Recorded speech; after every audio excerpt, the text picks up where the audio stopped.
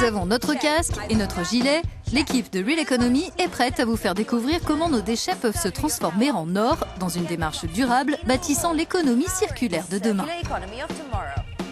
Nous allons vous montrer les nouvelles méthodes de production industrielle dans le cadre de ce modèle de développement dont la ville d'Amsterdam est une référence.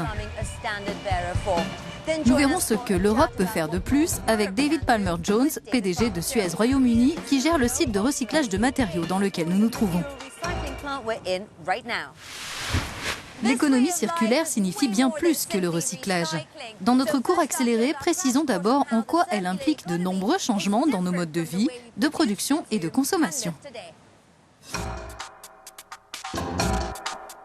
Aujourd'hui, dans notre économie linéaire, on puise des ressources, on fabrique, on utilise et on se débarrasse. On jette 90% des matières premières qui ont servi à produire, disons, une machine à laver avant même qu'elle n'ait quitté le site de production. Les grandes entreprises vendent près de la moitié de ces déchets, mais les PME le font moins. Le reste finit à la décharge, tout comme 80% des produits que nous fabriquons dans les 6 mois après leur sortie d'usine.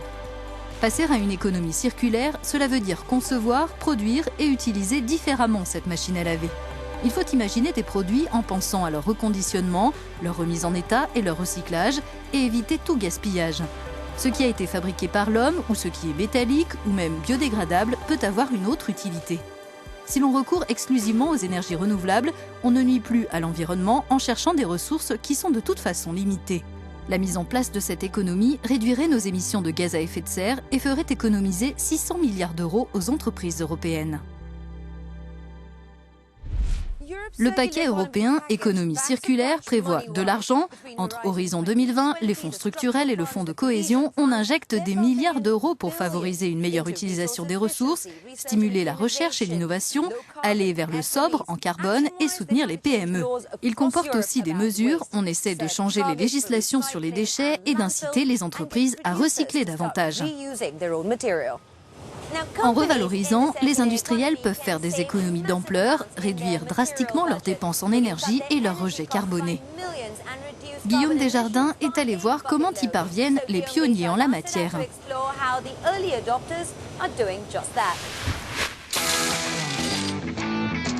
Aujourd'hui, tout le monde comprend bien l'intérêt de recycler les produits qui ne fonctionnent plus. Mais avant d'en arriver là, pourquoi ne pas prolonger leur durée de vie ? La Commission européenne travaille sur un plan qui vise à promouvoir les principes de l'économie circulaire, comme l'éco-conception, l'extension de garanties et la lutte contre l'obsolescence programmée. Certaines entreprises ne l'ont pas attendu pour les adopter. Découvrons l'une d'entre elles. Cette usine située en France produit des moteurs et des pièces pour l'automobile depuis 1949, mais elle récupère aussi les composants usagés. Alors arrivées dans l'usine, les pièces sont séparées entre celles trop abîmées et qui devront donc être refondues et les autres qui pourront être rénovées. Au final, à la sortie de l'usine, elles sont comme neuves.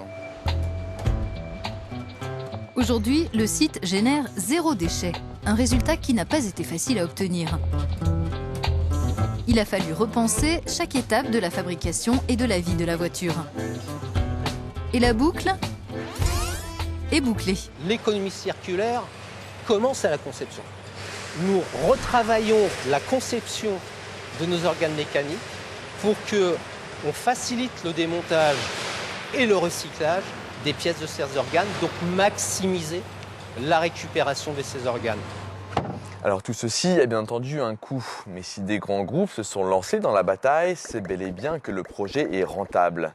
En effet, les consommateurs sont friands de produits éco-responsables. Ils sont plus de 80% à déclarer qu'il s'agit d'un critère dans leur décision d'achat. Mais ce n'est pas tout. L'an dernier, l'entreprise a réduit sa consommation d'énergie et d'eau de 80 et 88% et fait l'économie de 4000 tonnes de métal. Quand une entreprise s'engage dans l'économie circulaire, elle va augmenter sa rentabilité. Pour au moins 2 grandes raisons. La première, c'est que l'entreprise va économiser sur ses coûts de matières premières et va économiser aussi sur ses coûts de traitement des déchets, mais aussi parce que les produits éco-conçus vont mieux se vendre. Pour renforcer la rentabilité de cette démarche sur le long terme, les entreprises ont aussi besoin d'un marché organisé des déchets et de leur revalorisation.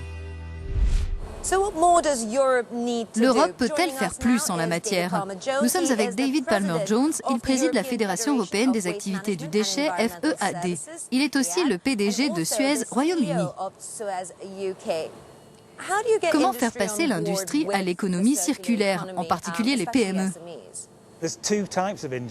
Il y a vraiment deux types d'industries, celles qui adhèrent, ces grands industriels qui adoptent déjà ces changements, les planifient pour l'avenir. Et il y en a d'autres qui ne le font pas, qui vivent dans le passé. Il nous faut un catalyseur, que quelqu'un s'y mette, et c'est pour ça que la politique est si importante. On ne peut pas juste voir les choses de manière comptable, parce qu'aujourd'hui, les prix des matières premières sont assez bas.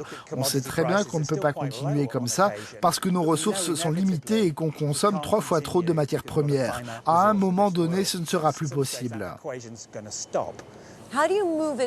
Comment aller au-delà du recyclage? Comment en faire un phénomène global qui va de soi? Aujourd'hui, 800 millions de tonnes de déchets finissent dans les décharges. On y entrepose des matériaux et de l'énergie. Ce qu'on doit d'abord faire, c'est se doter des équipements, des infrastructures localement au service des populations et de l'industrie pour revaloriser tout ça. L'éco-conception, la manière dont on conçoit les produits, les rend beaucoup plus durables. C'est 80% de notre empreinte écologique qui est en jeu ici. Celui qui pollue paie, on peut l'appeler la responsabilité élargie du producteur. Il est toujours question de payer pour les dégâts que vous causez à l'environnement. On voit émerger beaucoup de nouvelles politiques en Europe où on essaye vraiment de mettre la pression sur ces industriels et comme ça ils prendront conscience des choses parce que si polluer leur coûte de l'argent, eh bien ils vont repenser leur conception pour éviter ces coûts.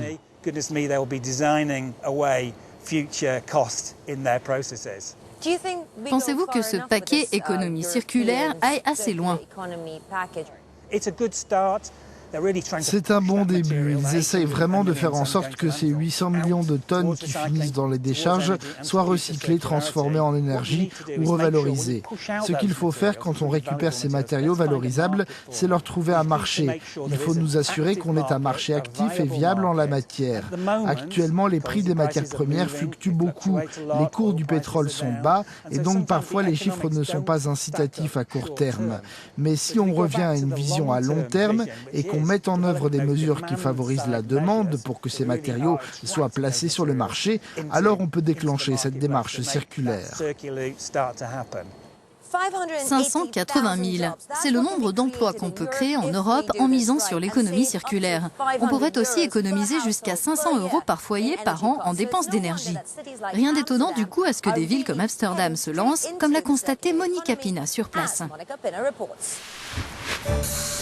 L'économie circulaire occupe une place centrale dans les objectifs de développement durable adoptés par les Pays-Bas.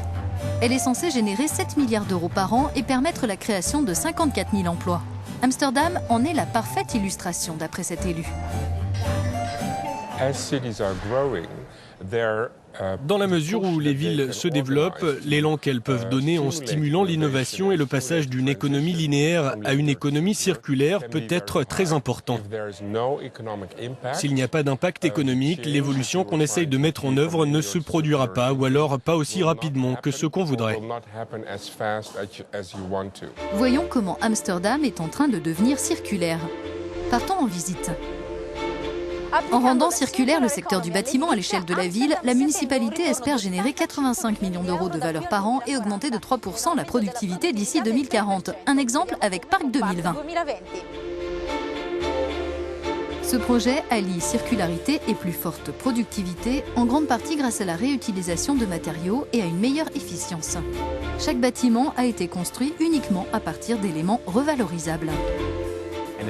Le défi, c'est de construire de manière à ce qu'il soit facile de réutiliser les composants. Le système linéaire actuel n'est pas assez optimisé par l'ensemble des acteurs de la chaîne, alors que dans le cadre de l'économie circulaire, on cherche une totale optimisation. Amsterdam a aussi fait de ses déchets ménagers une source de revenus et d'énergie.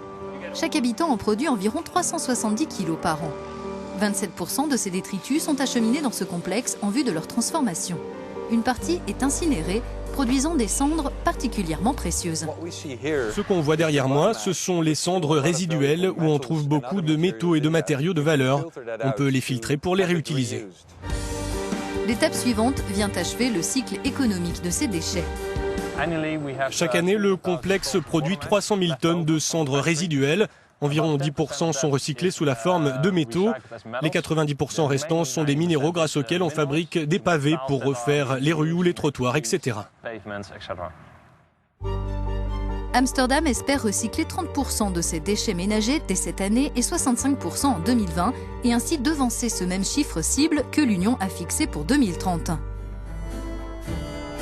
Par ailleurs, les Pays-Bas ont également pris beaucoup d'avance sur l'objectif européen de réduire les détritus qui finissent à la décharge à 10% maximum des déchets d'ici 2030. Nous sommes toujours avec David Palmer-Jones. Quand vous voyez des villes comme Amsterdam et qu'on parle d'emploi à la clé, est-ce que c'est réaliste ? C'est tout à fait réaliste. Tous ces déchets, parce qu'aussi on a une vie de plus en plus urbaine, ont tendance à avoir un rapport avec la taille de la population. Donc ce qu'il faut pour aboutir à une véritable circularité, c'est une grande échelle. Et c'est le cas dans des villes comme Amsterdam, qui compte un grand nombre d'habitants. Elle peut servir d'exemple dans le monde. C'est d'ailleurs ce qu'on doit faire, démontrer que ce nouveau mode de vie fonctionne. Le programme de symbiose industrielle, c'est un terme barbare, mais ça veut juste dire que le déchet produit par une personne peut être la matière première d'une autre, et c'est ce que les villes doivent commencer à faire. Rassembler les déchets et les proposer aux industriels pour ainsi fermer la boucle de la circularité et créer les emplois dont vous parlez. Si on se place du point de vue des entreprises, en termes de mesures et d'applications, quelles seraient vos recommandations ? Dès maintenant, aidez-nous à traverser cette première période et créer les conditions d'un marché sur lequel on peut se positionner. Ensuite, pour moi, il ne faut plus du tout qu'on génère de déchets, et avec l'augmentation de la population mondiale, on doit trouver des réponses et selon moi, elles viendront de l'innovation et de la technologie. David Palmer-Jones, merci beaucoup et merci à vous de votre attention. À bientôt.